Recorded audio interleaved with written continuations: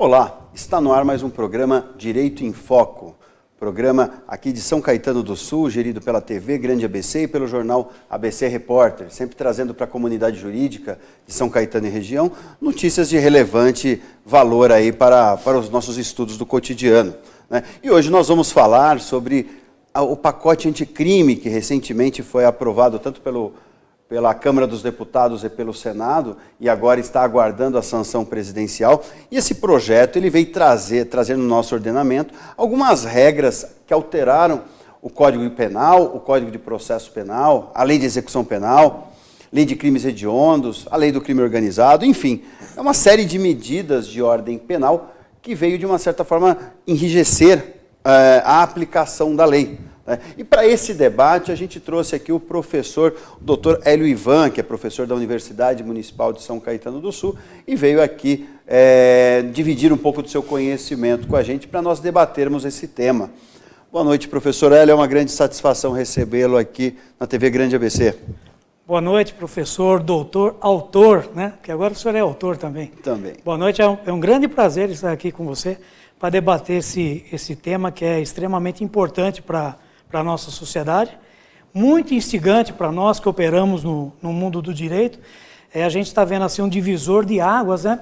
Nesse momento em que a sociedade pede para que tenham medidas que possam reduzir a criminalidade. Estou muito feliz de estar aqui com você e vamos lá para esse bate-papo. E a gente é que agradece. E esse bate-papo ele acaba sendo importante para a gente, considerando que toda lei penal, toda lei que debate o crime, a punição, ela tem que ser atenta à obediência à Constituição Federal. A gente não pode pensar no endurecimento das leis penais, aceitando que isso agrida a Constituição. Daí a importância do sadio debate, a fim de que a gente possa analisar o que essa nova leva de legislação penal pode trazer de bom e aquilo que deve ser evitado, porque a gente também não pode voltar a uma regra de talião e aceitar uma justiça a qualquer custo, né?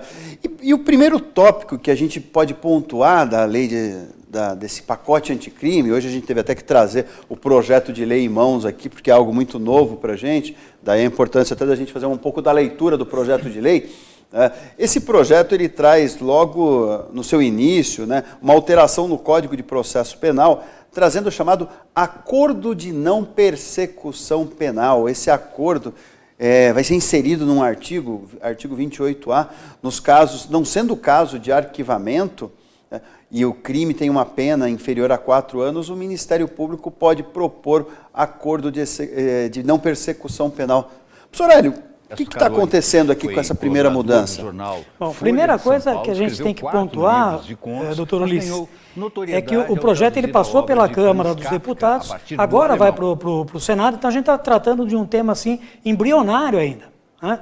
E isso aí vai para o presidente da República para sancionar ou vetar, entendeu? Então, no final está um pouquinho nas mãos dele.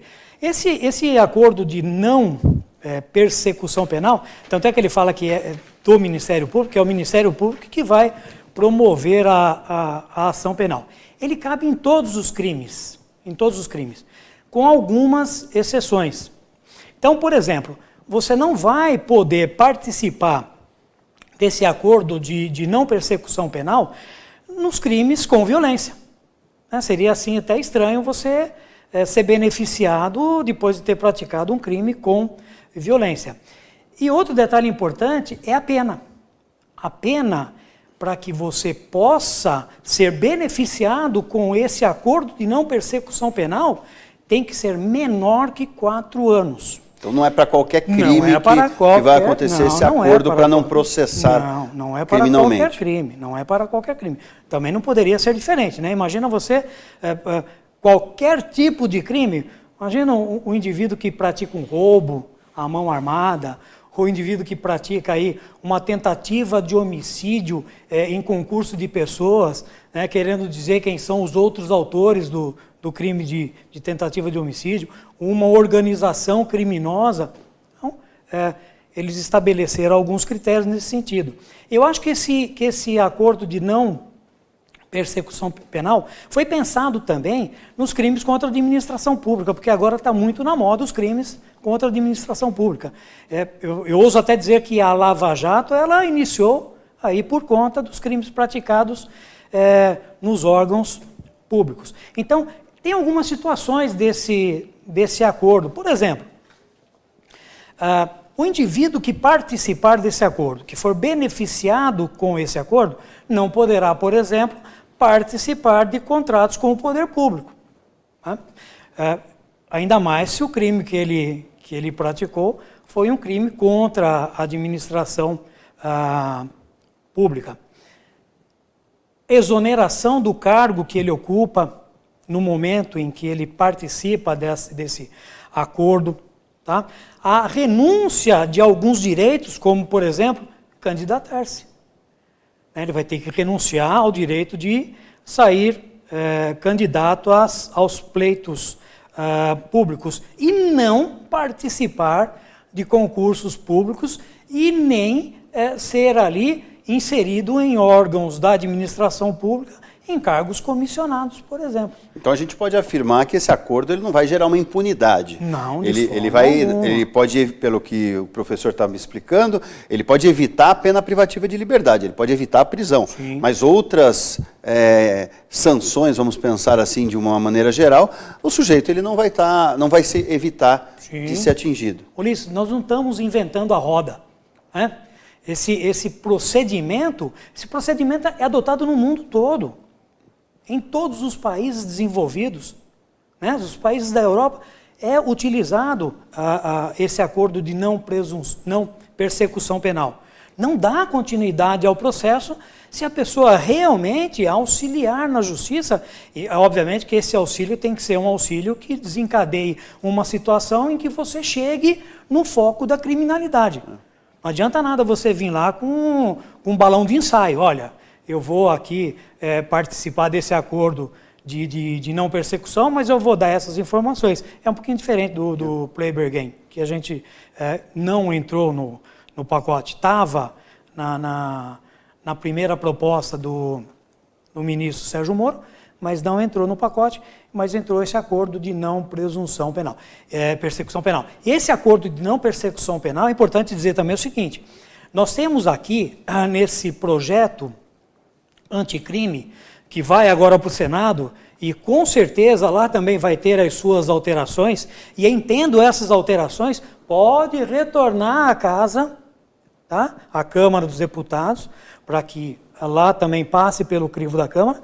Lá no Senado, vai passar pelas casas de Constituição e Justiça e demais casas em que tem que fazer a análise constitucional desse projeto. Passando, vai. Então, esse acordo de não persecução penal, ele foi inserido pelo ministro Alexandre de Moraes. Por quê? Porque o projeto, ele tem ali uma parte do Sérgio Moro, que é o nosso ministro da Justiça, e uma parte tem lá do Alexandre de Moraes, que é assim um grupo de juristas que trabalhou também nesse projeto. Então, nós temos aí um projeto misto. Na verdade, a gente fala um projeto, mas são vários anteprojetos de lei que estão tramitando, né? Alguns numa fase mais avançada, outros numa fase mais inicial, mas na verdade a gente não está tendo um único projeto em andamento, né? Exatamente. Que cada qual com a sua... mas só por curiosidade, um aspecto que me causou um pouquinho de preocupação quanto a esse acordo de não persecução é um parágrafo que se propõe, que fala o seguinte sentido: tratando-se de prisão em flagrante delito, o acordo pode ser proposto e submetido à homologação judicial na audiência de custódia. E eu queria saber o que o professor acha, porque, na minha opinião, eu achei um pouquinho prematuro fazer isso na audiência de custódia, porque é algo muito preliminar. O sujeito, para quem nos acompanha, seja pela televisão, seja pelas redes sociais, a audiência de custódia é uma audiência em que o réu preso em flagrante, a pessoa presa em flagrante, ela é submetida a uma audiência imediatamente após a sua prisão, a fim de se verificar a legalidade. Então, é uma audiência muito prematura. E dentro daquele momento ali, muitas vezes o sujeito não teve a oportunidade de conversar com um advogado para refletir sobre a aceitação ou não desse acordo. Tá? O senhor chegou a verificar esse dispositivo? Então, a gente teria que abrir um espaço para falar sobre audiência de custódia. Né? Acho que dá para fazer um programa sobre audiência de custódia. Na verdade, eu não sei como é que eles vão operacionalizar isso, obviamente. Primeiro que você vai ter que mudar a lei que trata da audiência de custódia. Porque a lei que define a audiência de custódia, ela tem uma finalidade única. Primeiro, é a preservação do preso. Tanto é que se você já participou de alguma audiência de custódia, professor Ulisses, você percebe que a primeira pergunta que o juiz faz ao custodiado é se ele está bem, se ele não sofreu nenhuma agressão, se tudo que ele disse não foi por coação, coisas desse tipo. Então, a audiência de custódia, ela tem uma outra característica. Então, talvez tenha que mudar também a lei que define a audiência de custódia para que possa desvirtuar o instituto, inserir essa questão na lei. Agora, imagine você que na audiência de custódia também tem que ter o acompanhamento do advogado. Se não tiver um advogado constituído na audiência, o próprio juiz tem que pôr um advogado ali para que ele seja assistido. O promotor também participa. Então é assim, eu não vejo razão nenhuma para que não haja o início de um acordo de não persecução ali naquele momento. Obviamente que o juiz não vai parar o processo naquele momento. Isso aí vai passar pelo crivo do Ministério Público, vai passar pelo crivo dos advogados de defesa do custodiado. Então, acho que vai ter um tempo assim. Então, a não persecução não vai ser a partir daquele momento. Se o acordo, obviamente, for aceito nos termos que é proposto aí pelo projeto anticrime. Um outro tópico curto que a gente pode pontuar antes de a gente entrar no intervalo, né, é o aumento da pena do tempo máximo de prisão de 30 para 40 anos, porque hoje em dia ninguém ficaria mais de 30 anos preso, e agora a legislação ela permite que fique até 40 anos preso. Pois é. Eu vou fazer uma coisa assim interessante. Você pensa bem, o indivíduo condenado a 50 anos de prisão. Ele somente pode ficar preso 30 anos. Né? Somando as penas de todos os crimes que ele praticou, ele ficaria preso 30 anos. E aí a gente volta um pouquinho e fala, qual é a finalidade da prisão? Qual é os fins da pena no Estado democrático de direito? Não é ressocialização? Então, para mim, esse negócio de aumentar a pena, isso aí é mais um pano de fundo para a sociedade, não é para nós que operamos no mundo direito. Porque, se você pensar bem, professor Ulisses, o aumento de pena, nós aumentamos pena nos crimes de homicídio, nós aumentamos penas no crime de roubo, nós aumentamos pena numa série de crimes. E eu pergunto para você, a criminalidade diminuiu em decorrência do aumento da pena? O indivíduo, quando vai praticar um crime, o criminoso habitual, por exemplo, não está falando daquele criminoso de final de semana, mas o criminoso habitual, quando ele vai praticar um crime, você acha que ele pensa, puxa vida, mas agora aumentou, agora não é mais 30 anos que eu vou ficar preso, agora é 40. O endurecimento da pena, ele acaba não causando aquele resultado prático que às vezes o legislador ele pensa que vai conseguir. Né? Mas agora a gente vai fazer um breve intervalo para os comerciais do programa Direito em Foco e a gente volta no próximo bloco para discutir um tema novo que trouxe o projeto de lei, que é a cadeia de custódia. Né? Então vamos para o intervalo, mas daqui a pouco a gente volta.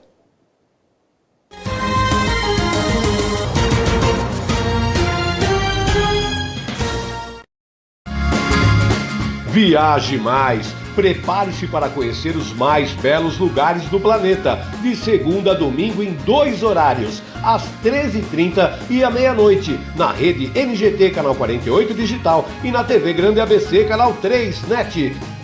Agora você tem um encontro marcado com Walter Esteban no programa Viaje Mais!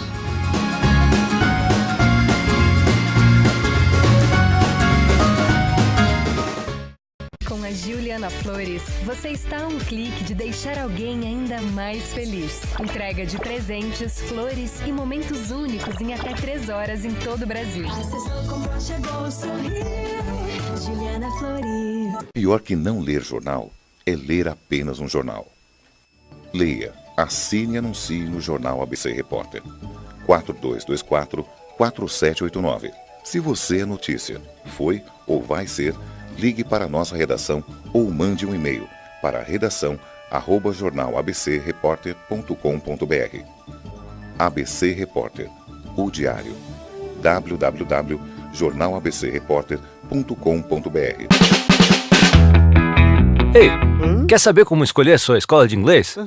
Não pergunte pro boneco do posto. Não pergunte pra esse monte de gatos da sorte. Não pergunte pra essa estátua. Nem pra esse cara sem boca, né? Não pergunte pra essa boneca havaiana, pra essa turminha aí ou pro rapaz dessa foto. Mas esse balão de barba vai saber, né? Nah. Pergunte pra quem já faz IASIG e faça a escolha certa. Agora no IASIG você pode falar direto com nossos alunos e pais de alunos, tirar suas dúvidas e descobrir todos os motivos para estudar inglês aqui.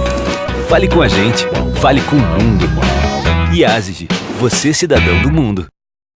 Bem-vindos ao Goiás Espetos Bar. Gente bonita, segura aí. Rodízio de espetinhos de terça a sábado a partir das 18 horas. Venha saborear mais de 30 sabores deliciosos. Espetinhos quentes, vegetarianos, espetinhos especiais, frios e doces.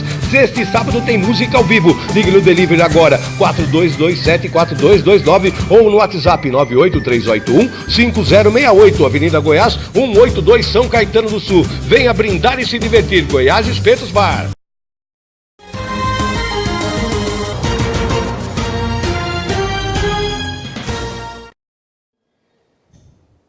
Estamos de volta com o programa Direito em Foco, hoje debatendo, junto com o professor Elivan, o projeto anticrime. E a gente estava debatendo no final do primeiro bloco, né, além do acordo de não persecução penal, a gente estava discutindo o aumento das penas para os crimes que eventualmente, para os crimes mais graves, né?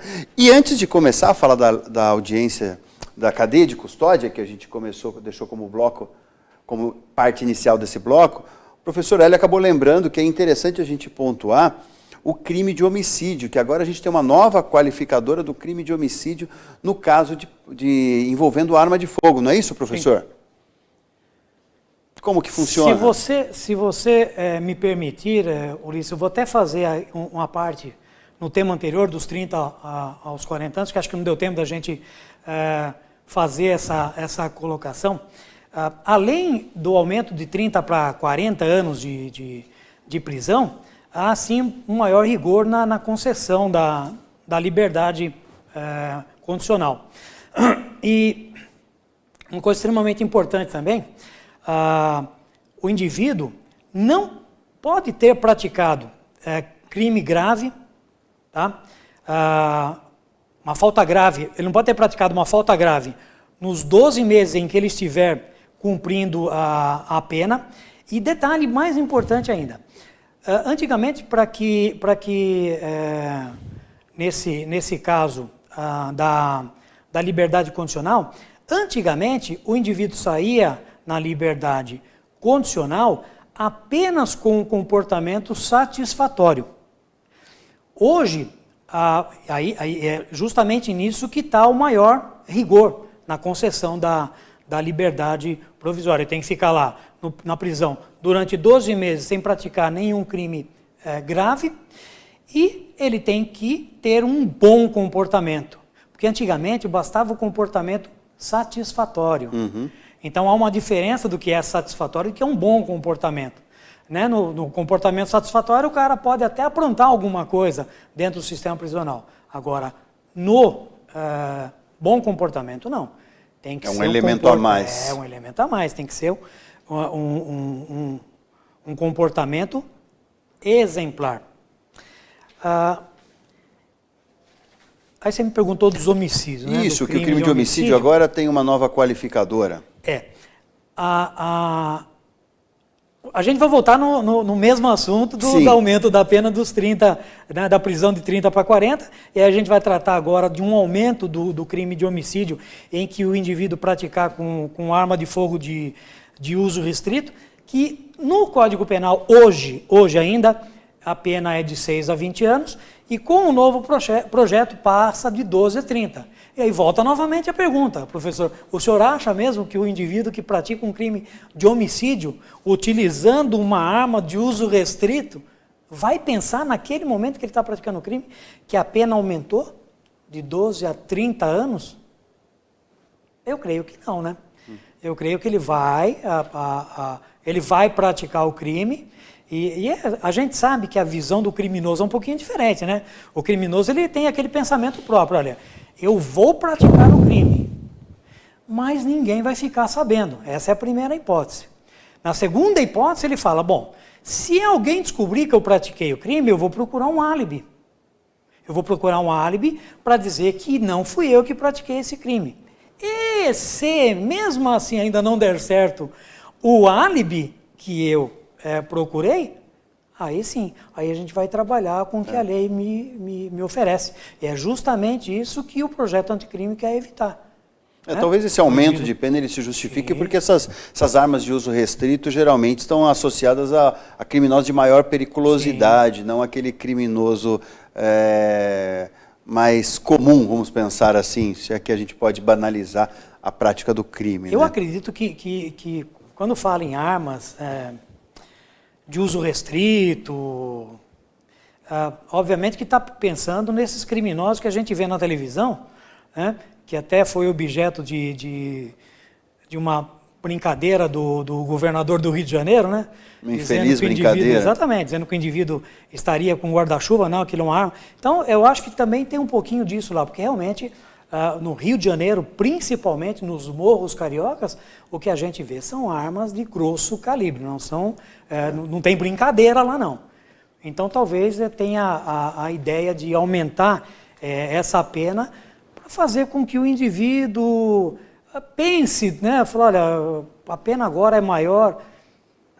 Aí, eu vou lembrar um pouquinho do rei Hermes, né, que foi o rei Hermes que instituiu essa questão de expiação, e ele, quando o indivíduo praticava um crime ali no seu reinado, ele colocava o indivíduo num palco e as pessoas viam o indivíduo sendo executado. Aquilo é uma expiação. Imaginando que talvez a pessoa vendo aquele indivíduo sendo ali executado, ela evitasse de praticar o crime. Essa talvez seja a ideia do projeto do condenado, né? Exatamente. Um outro tema interessante aqui, é claro que falar do projeto anticrime, a gente poderia ficar aqui durante meses aqui debatendo isso, então a gente só destacou alguns tópicos, né? Mas eu achei interessante o artigo 158A, que se pretende inserir no Código de Processo Penal, que criou a chamada cadeia de custódia no que se refere à produção de provas dentro de um inquérito e de uma investigação. O que vem a ser essa cadeia de custódia, professor? O artigo 158 do Código Penal trata das questões periciais, né? Então, veja bem, professor Ulisses, a autoridade policial está lá no seu plantão, atendendo às ocorrências, e de repente o policial militar compara na delegacia e fala, doutor, nós temos um crime de homicídio ali na rua tal, número tal. Recentemente nós tivemos alguns eventos em São Caetano de homicídio e as autoridades policiais obviamente têm que se deslocar até o local para acompanhar de perto o deslinde ali. E ali o que acontece? Quando trata de cadeia de custódia, ele está tratando de cadeia de custódia das provas que são coligidas no momento em que a autoridade policial vai ao local do crime. Então, imagine você que por muito tempo as provas foram coletadas ou colhidas no local do crime sem a menor preocupação. Sem a menor preocupação. Então era muito comum, por exemplo, o policial ir lá no local do crime e nem esperar a perícia, nem aguardar a autoridade policial para que fizesse a coleta das provas. Então, você vê um projétil que foi utilizado ali num disparo de arma de fogo, você vai lá e mete a mão no projétil e recolhe. Você pega a arma, você vai lá e mete a mão na arma e recolhe. A custódia, ela tem toda uma cadeia para que essa prova que foi colhida ali naquele momento não se contamine. Porque, veja bem, Se você apreende uma arma do crime no local, nós temos que fazer com que essa arma seja periciada e na perícia verifique, por exemplo, se não tem ali as impressões digitais do autor do crime. Agora, imagine você que o policial vai lá e pega a arma de qualquer jeito.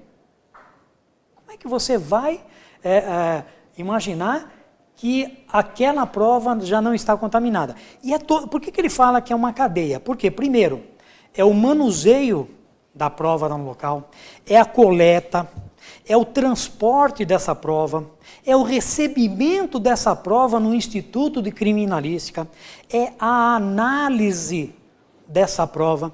Então, tudo isso faz com que a prova seja importante para o deslinde do caso. Então eu posso considerar a cadeia de custódia não uma prova em si, mas um manual de como colher a prova? Ou eu poderia pensar que ela também é uma prova? É todo um roteiro. É todo um roteiro. Uma regrinha como que o policial deve agir para retirar as provas do local do crime. Na verdade, veja bem, na verdade não seria nem o policial. Porque dependendo do crime que ocorre, o policial não pode mexer em nada. Ele tem que isolar o perímetro e, isolando o perímetro, comunicar a autoridade policial se desloca ao local dos fatos. Já imediatamente, já enquanto está se deslocando para o local dos fatos, solicita a perícia técnica. É a perícia técnica que vai determinar como é que serão feitas as coletas das provas. A autoridade policial pode pontuar, olha, eu quero que pegue aquilo ali, eu acho que aquilo é importante. Aquele cigarro da marca X, né? Recentemente nós tivemos uma palestra com a Ivana Casoy e ela falou sobre a colher que foi utilizada num crime e que o delegado falou, essa colher foi extremamente importante para o deslinde. Isso é cadeia. A gente já viu casos de DNA extraído de bituca de cigarro que acabou solucionando. Quantas pessoas ficaram presas por anos aí? Aí o professor tocou num aspecto interessante. Então não é a polícia que vai colher essas provas. A polícia ela vai preservar o local e a perícia, os órgãos do Instituto de Criminalística e do Instituto Médico Legal, que são os dois órgãos que compõem as perícias dentro do processo penal brasileiro, são eles que vão ser os responsáveis pela colheita dessas provas. Exatamente. Agora, veja bem, nós estamos falando de um pacote anticrime, uma lei federal, que tem alcance no país. Uma coisa é você ter um corpo pericial no estado de São Paulo, que a nossa perícia ela é considerada uma das melhores do mundo. Muita gente não sabe disso. A perícia de São Paulo. De São Paulo, ela é considerada uma das melhores do mundo. Agora imagine você que uma coisa é você fazer a colheita da prova pericial aqui em São Paulo. Outra coisa é numa cidade que sequer tem um delegado de polícia para atender a ocorrência. Por isso o país é muito grande, né? E é por isso que o próprio Código de Processo Penal, lá no 156, admite perito ad hoc. Ou seja, perito que é designado para aquela perícia. Porque no próprio interior de São Paulo, muitos exames toxicológicos eles são feitos com os kits por investigadores. Exatamente. Porque o Instituto de Criminalística, o Instituto Médico Legal não chegam até todas as cidades, né? Isso a gente está pensando em São Paulo, que é um estado estruturado. Agora, pensando em outros estados aí que não tem a estrutura policial que a gente tem, isso na prática vai ficar muito mais inviabilizado, né? Exatamente, professor. Isso aqui não é o CSI, né? Sim, a gente não tem essa... É legal você ver o CSI e falar, nossa, olha o que os caras fazem lá, né? O cara encontra o DNA do espirro do cara que... Isso aqui é Brasil. A nossa polícia, ela tem toda a condição, a nossa perícia, ela tem toda a condição de produzir provas da mesma forma que um Estado americano produz. Não é a mesma coisa que a televisão. Mas, obviamente, que nós temos que observar a regionalidade. Uma coisa é São Paulo, outra coisa é o Nordeste, por exemplo. Professor Hélio, foi uma grande satisfação recebê-lo aqui. Infelizmente, o tempo ele é curto para o tamanho do debate que a gente precisa desenvolver sobre esse tema. Né? Ainda estamos aguardando sanções para que essas leis passem a vigorar, né? De deixar claro que essa lei não está valendo ainda. Né? São leis que ainda estão no debate técnico e futuramente elas vão entrar em pauta. Né? Professor, seu agradecimento final, para mim é uma grande satisfação recebê-lo aqui e a gente poder contribuir para aqueles que nos assistem com temas de debate jurídico aí. Bom, antes de mais nada, eu queria falar uma frase do professor, do nosso grande filósofo Pitágoras: eduquem os meninos e não será preciso reformar os homens. Né? A gente está pegando a coisa pela contramão. Vamos educar as nossas crianças, quem sabe a gente não precisa de pacote anticrime. Eu que agradeço. A gente não precisaria do direito penal para resolver questões sociais, né? Muito bom esse bate-papo e eu agradeço a todos aí que estão nos assistindo. Obrigado. Eu que agradeço, professor Hélio. Agradeço a todos que nos acompanharam pela TV Grande ABC, pelas redes sociais e pela televisão, né? É uma grande satisfação a gente poder encerrar esse ano debatendo o jurídico, debatendo todos os temas jurídicos, e que no próximo ano de 2020 a gente consiga trazer novos temas e cada vez mais conseguir enriquecer o debate jurídico para a comunidade aqui de São Caetano do Sul. Bom Natal, bom Ano Novo a todos, foi uma grande satisfação trabalhar com vocês durante esse ano. Obrigado.